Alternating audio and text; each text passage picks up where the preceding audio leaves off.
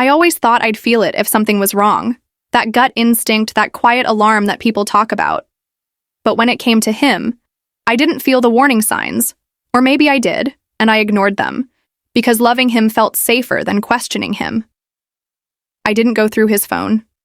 I didn't snoop. I wasn't insecure or jealous. I trusted him. Fully, deeply, stupidly. Until the night it all cracked open. It was a random weeknight. We were sitting on the couch, half watching a movie, half scrolling on our phones like most couples do. And that's when I saw it.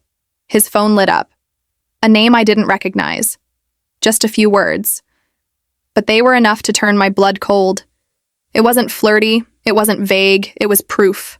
I asked, calmly at first. That moment before the storm when you're hoping the person you love will just tell the truth. He didn't. He laughed it off, called me dramatic, asked why I was making things up. And for a second, I almost let it go. I almost gaslit myself right along with him. But something in me, maybe the part of me that had been quiet too long, refused to let it slide. So I asked again. Firmer. This time he cracked. First came the excuses, then the confessions, then the begging. He said it was just once. He said it meant nothing. He said he didn't want to lose me. But I realized in that moment he already had. It wasn't the cheating that hurt the most. It was what it said about me. That I wasn't seen. That my love was taken for granted. That while I was out here rooting for us, he was somewhere else planting doubt. I didn't yell. I didn't cry in front of him. I didn't throw things or fall apart. I just stood up. And I left. Not because I didn't love him, but because I love myself more now. And that's when the regret started. Not for me, but for him. He didn't chase me when I walked out that night. Not with his body, anyway.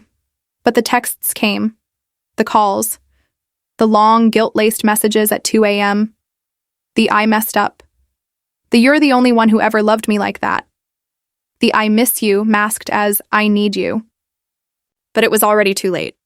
Because something had shifted inside me. Something irreversible. When you finally see someone's true face, you can't unsee it. And I saw his. I took my time grieving. Not just the relationship, but the version of myself who believed his words without hesitation. I mourned the girl who bent herself trying to be enough. Who accepted less because she thought love meant endurance.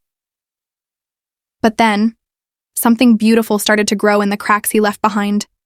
I started waking up lighter. I moved differently. I reclaimed my space. Decorated it how I wanted, filled it with music I loved, danced in my kitchen in ways I hadn't in months. I took walks alone, took myself to cafes, made peace with the silence that used to scare me. It didn't feel empty anymore. It felt mine. I started journaling. I got back into things I'd pushed aside to be present for someone who was emotionally absent. I called friends I'd drifted from, rebuilt bonds, took myself seriously. For once, I chose me, and every time he reached out, I saw it clearer. The regret.